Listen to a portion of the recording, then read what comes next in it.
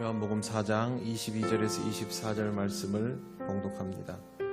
너희는 알지 못하는 것을 예배하고 우리는 아는 것을 예배하노니 이는 구원이 유대인에게서 남이라. 아버지께 참되게 예배하는 자들은 영과 진리로 예배할 때가 오나니 곧 이때라. 아버지께서는 자기에게 이렇게 예배하는 자들을 찾으시느니라. 하나님은 영이시니 예배하는 자가 영과 진리로 예배할지니라. 아멘. 네, 지난주에 목회 계속 교육을 다녀왔습니다. 기도해 주셔서 오랜만에 집중해서 강의를 듣고 좀 사고를 환기할 기회가 되었습니다. 은혜도 되고 유익한 시간이었습니다. 대부분의 강의는 교회의 정체성 회복 그리고 목회자의 정체성을 지키는 일에 관한 것이었습니다. 그곳에서 모든 강사로부터 공통적으로 들은 내용이 있습니다. 그것은 바로 예배에 관한 것입니다. 교회는 결국 예배여야 하고 해법도 예배밖에 없다라는 이야기를 들었습니다. 너무나 뻔하고 당연한 이야기를 굳이 강사들은 왜 하는 것일까? 이유는 이랬습니다. 그동안 한국 교회가 외형적 성장을 위해서 하지 않은 것이 없는데 어느 교회에서 좋았다라고 하면 너나 할 것 없이 그걸 따라하기에 바빴습니다. 그렇게 시작한 교회는 그 한 가지에 몰두하는데 다른 교회들은 모방을 하다 보니 이것도 해보고 저것도 해보고 하면서 가지수만 늘어나는 일이 많은 교회가 되어버립니다. 신앙이 약한 사람들은 이런 것들을 부담스러워하면서 조용히 묻어갈 수 있는 교회를 찾고, 신앙이 좋은 사람들은 그렇게 떠나간 사람들의 목마저도 감당하기 위해서 과도하게 사역을 하다 보니 쉽게 지쳐가는 상태가 됩니다. 단순히 육체가 지치는 것이 아니라 영적으로 고갈되어 갔던 것입니다. 물론 은혜 받으면 이런 것들을 충분히 감당할 수 있습니다. 하지만 문제는 은혜를 지속적으로 유지할 수 있느냐 하는 것이죠. 인간은 약점이 있고 한계가 있기 때문에 은혜를 지속적으로 유지하는 데에 힘들어합니다. 대부분의 한국 교회는 마음이 급해졌습니다. 그래서 은혜 받기도 전에 일부터 해야 하는 상황이 되었고, 은총으로 가득한 심령들은 점점 고갈되어 갔습니다. 이런 현상을 핑계 삼아서 하나님의 일을 감당하지 않고 하늘에서 은혜가 떨어지기만을 기다리는 사람도 많습니다. 하지만 이것은 잘하는 행동은 아니죠. 이미 은혜를 사모하지 않고 있는 것 자체가 하나님 앞에서는 잘못된 것입니다. 그렇게 하면 안 됩니다. 이런 여러 가지 문제들이 있었기 때문에 한국 교회는 예배를 드리면서도 예배를 지키지 못했고, 신앙생활을 하면서도 신앙적이지 못한 오늘에 이르고 있다라는 것이 진단이었습니다. 그동안 예배를 회복하기 위한 많은 시도들이 있었습니다. 여러분도 다양한 이름의 예배들을 들어보셨을 겁니다. 우리가 알고 있는 이 주일 낮 예배를 제외하고도 열린 예배, 음악 예배, 문화 예배, 여러 가지 이름들이 붙은 온갖 방법에 의거한 예배들이 생겨났습니다. 하지만 예배는 방법론일 수 없습니다. 하나님과 제대로 만날 수 있는가 없는가가 관건입니다. 본문을 보겠습니다. 예수님에게 질문을 던진 사마리아 여인이 살던 동네에서도 하나님께 드리는 예배가 여전히 행해지고 있었습니다. 사마리아인들이 혼혈이고 또 유대인들로부터 멸시를 받는다고 해서 그들이 하나님을 향하여 드리는 예배를 잊은 것은 아니었습니다. 그들은 북이스라엘로 분리 독립한 이후에도 변함없이 예배를 드리는 예배자들이었습니다. 장소는 예루살렘이 아니었지만 하나님께 예배를 드린다는 사실은 틀림이 없었습니다. 오히려 그들에게 있어서 단과 베델에서 드려지는 예배는 예루살렘에서 드려지는 예배보다 더 엄격했습니다. 지금도 사마리아인들의 후손이 유대인들보다 더 엄격한 전통 아래에서 야훼 하나님께 예배를 드리는 것을 보면 쉽게 짐작할 수 있습니다. 하지만 그들은 방법론적으로 더 화려한 예배를 드리려 하다가 하나님과 점점 멀어져 갔고 그것을 깨닫지를 못했습니다. 하나님과 우상을 겸하여 섬기는 상태가 되어도 알지를 못했습니다. 유대인들은 그들의 예배를 멸시했습니다. 가장 큰 이유는 예루살렘에서 드리는 예배가 아니다라는 것입니다. 그들은 예루살렘에서 드려지는 예배여야 진짜라고 생각했습니다. 정말 예루살렘에서 예배드리면 될까요? 그렇지 않습니다. 예수님은 오늘 말씀에 보면 앞으로 드릴 예배의 답이 예루살렘에 있는 것도 아니라고 분명히 이야기하십니다. 그러면 장소도 아니고 어떤 방법으로 드려지는가의 길이 있는 것도 아니라면 예배는 어떤 기교나 방법으로 또 장소로 회복될 수 있는 것은 아니다라는 결론에 이릅니다. 여기에서 예수님께서 해주신 말씀은 23절에 나옵니다. 아버지께 예배하는 자들은 영과 진리로 예배할 때가 오나니 곧 이때라. 참된 예배는 때가 있다라는 말입니다.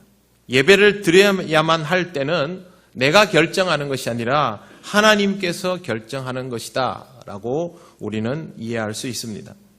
하나님께서 요구하시면 그때 우리는 제대로 된 예배자가 되어야 하는 겁니다. 우리가 예배드리고 싶을 때 예배드리고 예배드리기 싫으면 드리지 않아도 되는 그런 선택적 상황이 아닙니다.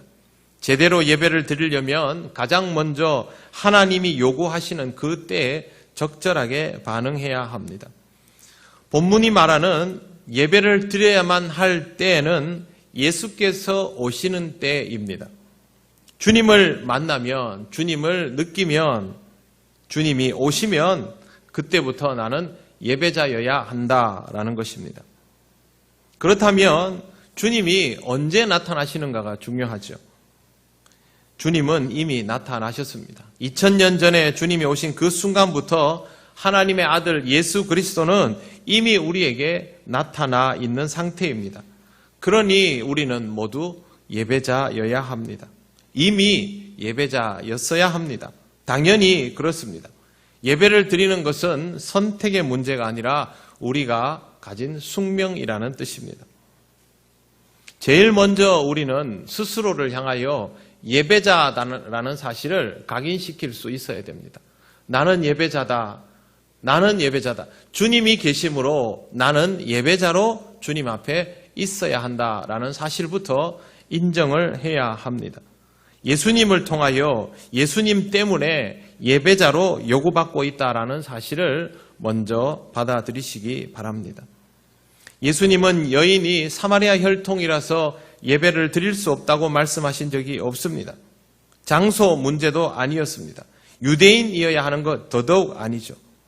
아주 중요한 조건이 있는데 아버지께 예배하는 자들은 영과 진리로 예배할 때가 오나니 이것이 단서입니다. 하나님께 드리는 예배는 영과 진리로 드리는 예배여야 합니다. 과거에 우리가 이것을 신령과 진정으로라는 단어로 기억하고 있습니다. 영과 진리로 예배드리는 이유는 하나님께서 영적인 존재이기 때문입니다. 하나님은 영이시니 단서가 그렇게 붙어 있습니다. 하나님은 영이십니다. 그런데 사실 하나님은 그 무엇이실 수도 있습니다. 하나님은 영적인 존재일 수도 있고 그렇지 않을 수도 있습니다. 실제로 하나님께서 이 땅에 오셔서는 영적인 존재만이 아니라 육체도 가지고 있었습니다. 정말로 하나님은 무엇이실 수도 있습니다. 그런데 하나님은 왜 우리를 향하여 굳이 하나님은 영이시라고 알려주십니까? 우리를 통하여 예배를 받으실 때에 하나님은 영적 존재로 그 예배를 받으시기를 원하는 겁니다. 이게 아주 중요한 부분입니다. 하나님은 왜 굳이 영적인 존재이시고 우리에게 영적인 존재라고 그것을 알리시느냐? 그것은 우리도 이 땅을 영적인 존재로 살아야 한다라고 말씀하신 겁니다. 예수님은 이 땅에 오신 하나님이시죠. 분명히 육체가 있으시죠. 그러나 영적인 존재로 사셨죠. 왜 그렇게 했겠습니까? 우리도 그렇게 살아야 한다는 뜻입니다. 분명히 육체가 있지만 육체를 기준으로 살아가게 되지만 본능적으로 그렇게 하려 들지만 그럼에도 불구하고 우리는 영적인 존재로 살아가야 하는 것입니다. 하나님과 만나려면 예배를 드리려면 영적인 존재가 되어야 합니다. 반대로 하면 우리가 영적인 존재가 되지 못하면 결코 제대로 된 예배자가 될 수 없다는 뜻이기도 합니다. 그러면 어떻게 하면 영적인 존재가 될 수 있을까요? 그냥 있으면 영적인 존재가 될 수 없습니다. 그냥 육적인 존재일 뿐이죠. 몸으로 느끼고 감각으로 느끼고 생각해서 판단하고 그게 전부입니다. 영적인 존재가 되려면 영적인 안목을 가질 수 있어야 하고 영적인 사고를 할 수 있어야만 거기에서부터 전환을 이루어갈 수 있습니다. 가장 기본적인 것이 영적인 안목입니다. 무엇이든 영적인 관점으로 바라볼 수 있는 것이죠. 그냥은 될 리가 없고 훈련이 필요합니다. 우리 자신도 내 옆에 있는 사람도 물질도 사업도 국가도 이념도 무엇이든지 영적인 관점에서 보는 훈련이 있어야만 이런 안목을 조금씩 더 키워 나갈 수 있습니다.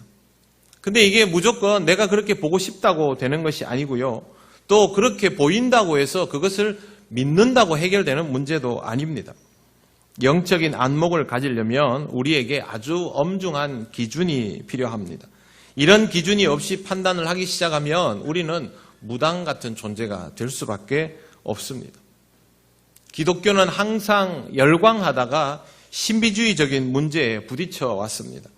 그 이유는 영적인 판단을 함에 있어서 엄격한 기준에 의거하지 않기 때문입니다. 한국교회에서 아주 취약한 부분이 바로 여기입니다. 많은 사람들이 은사를 받으면 그 은사를 따라서 하나님의 일에 몰두해야 하고 그럴수록 지혜롭고 겸손해져야 하는데 뜻밖의 순간에 뜻밖의 상황에 사고를 치는 경우가 많습니다. 은사는 전혀 해로운 것이 될 수가 없는데도 불구하고 그렇게 되는 이유는 그 은사를 통하여 주어지는 신령함에 대하여 제대로 분별하는 기준이 없기 때문입니다.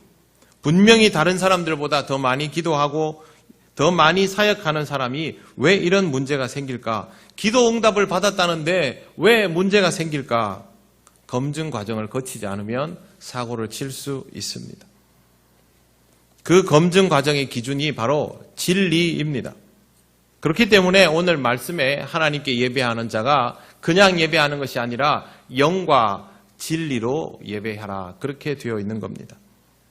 영이 날개라면 진리는 축입니다. 콤파스의 축이죠. 바로 그것이 진리라고 이해하시면 될 겁니다. 거기서부터 우리의 영은 활개를 칠 수 있습니다. 진리가 무엇일까요? 우리에게 있어서 진리는 예수 그리스도이십니다. 예수님 자체가 진리이고 모든 것이 예수님을 통하여 예수님을 기준으로 해석되어야 합니다.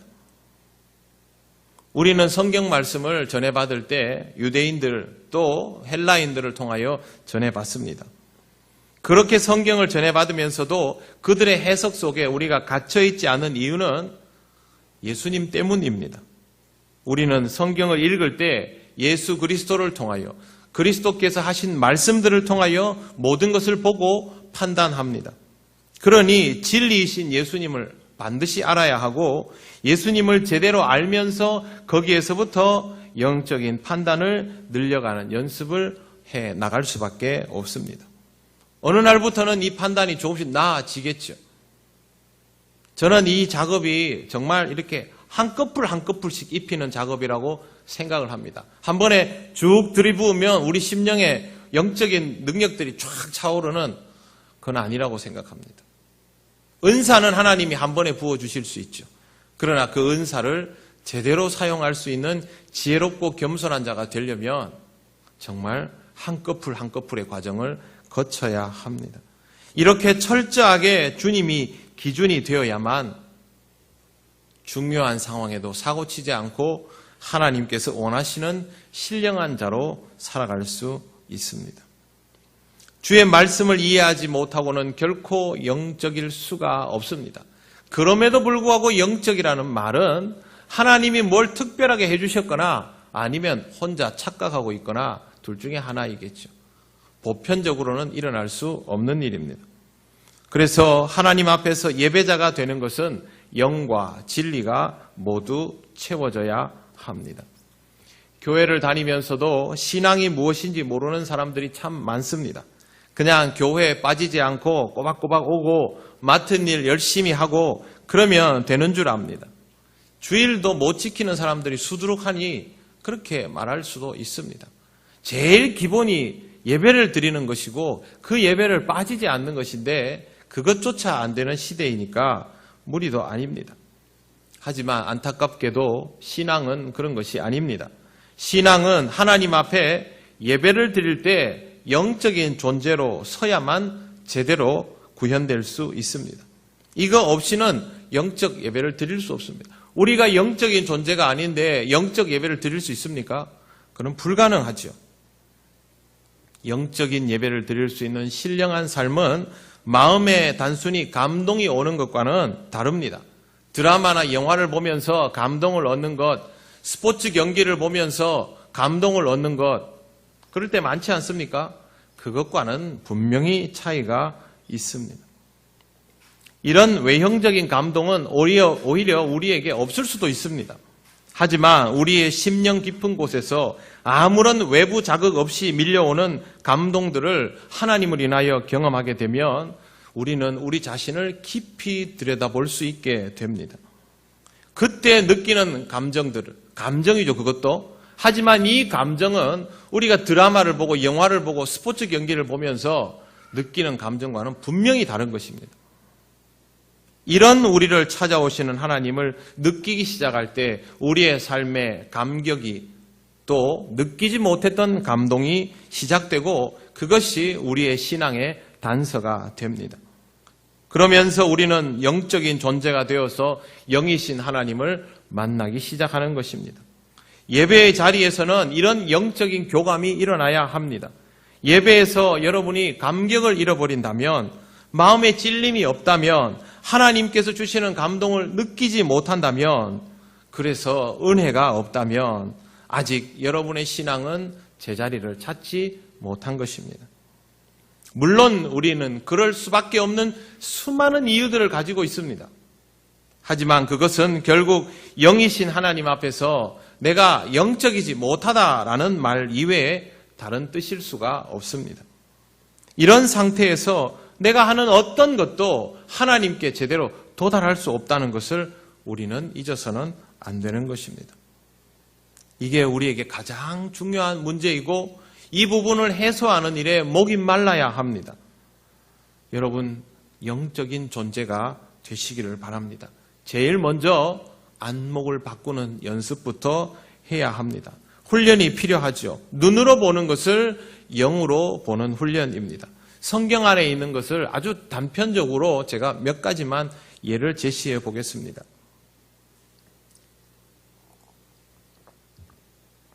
에덴 동산에 선악과가 있습니다. 뭐라고 표현합니까? 그 선악과를 보고 먹음직하고 보암직하고 좋다는 거죠. 그러나 영적으로 보면 이 선악과는 무엇을 의미합니까? 하나님께서 인간을 사랑하시면서도 내려놓은 아주 엄중한 경계선이죠.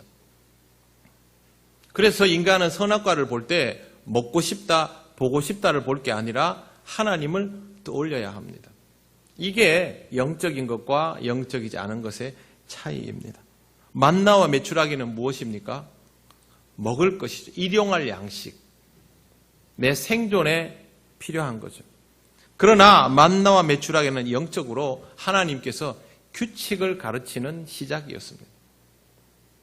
보는 것과 영적으로 경험하는 것의 차이입니다. 광야, 고생길이죠. 하지만 영적으로는 하나님과 친숙해지는 연단의 길입니다. 그물에 가득한 물고기, 땡 잡은 거죠. 횡재죠, 횡재. 그러나 이 물고기는 무슨 의미가 있습니까?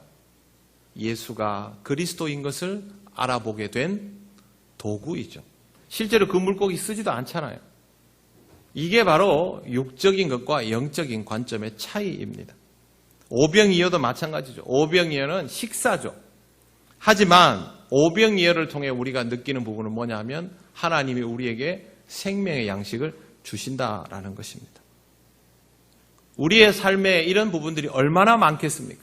눈으로 보는 것과 내가 영으로 느끼고 판단하는 것의 차이는 실로 클 수 있습니다. 우리가 긍정이라고 생각하는 것이 부정적일 수도 있고요.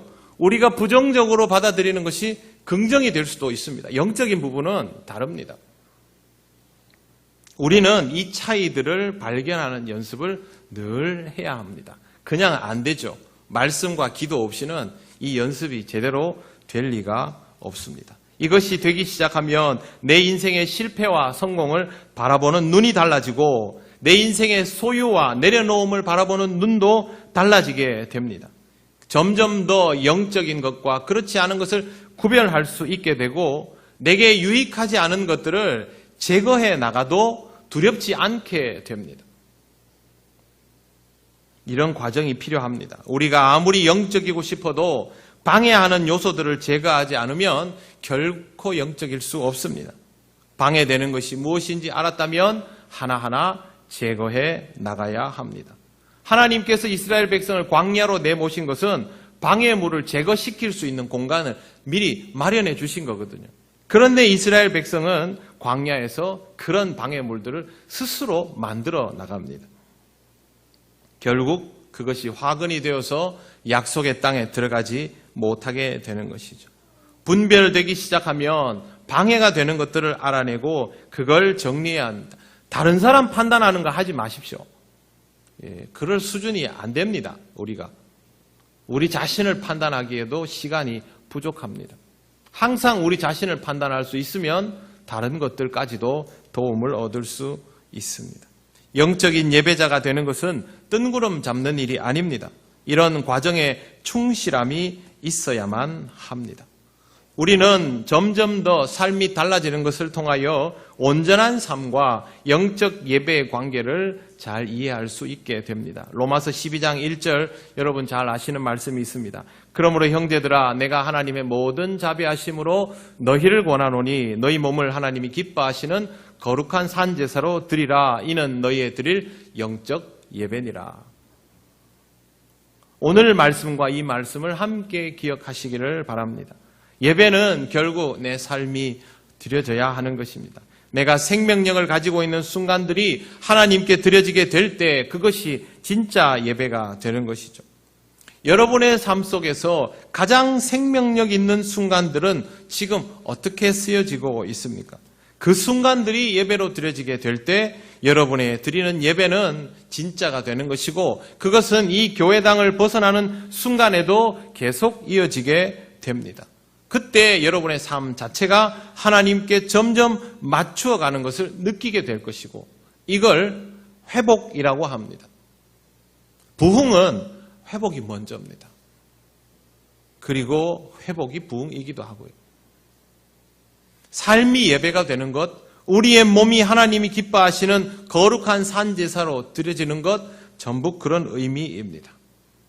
욕심내지 마시고 아주 기본적인 부분부터 연습해 나가시기를 바랍니다. 안목을 영적인 것으로 바꾸고 안목이 흔들리지 않도록 말씀과 기도로 스스로를 붙들어 매고 경험하는 모든 것들이 가지고 있는 영적인 의미들을 하나하나 살펴서 신령함에 도움이 되지 않는 것들을 조금씩 제거해 나가는 과정이 있으면 됩니다. 교회 안에 있으면 신령하고 교회 밖에 나가면 신령하지 않고 그런 의미 아닙니다. 욕심이 나고 집착을 하게 되고 이기적이게 되고 나 아닌 다른 일을 판단하기 시작하면 신령함으로부터 멀어집니다. 하나님의 일을 할 때도 마찬가지입니다. 하나님의 일을 하고 있으면 신령하게 될 거라고 생각하십니까? 그렇지 않습니다. 우리가 어떤 관점으로 그 일을 하느냐에 따라서 하나님의 일도 신령할 수 있고 그렇지 않을 수도 있습니다. 내가 하는 일, 하나님이 하시는 일은 분명히 다릅니다. 욕심으로 교회 일을 하고 가정에서 해소받지 못한 것들을 교회에서 대리만족하고 하면 아무리 열심히 일해도 그건 신령함과는 다른 차원의 것입니다.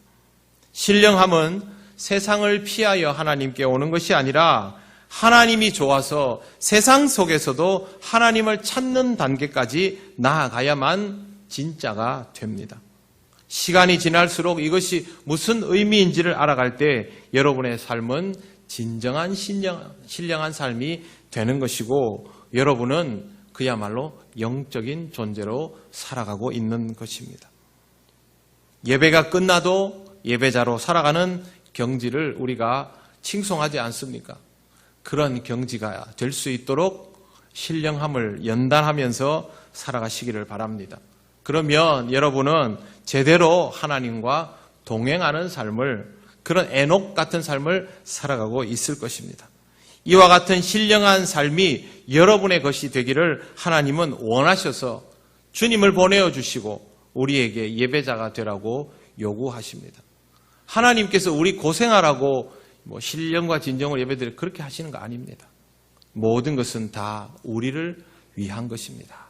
이런 하나님의 마음을 외면하지 말고 하나님 앞에서 신령한 자로, 영적인 자로 살아가시기를 바랍니다.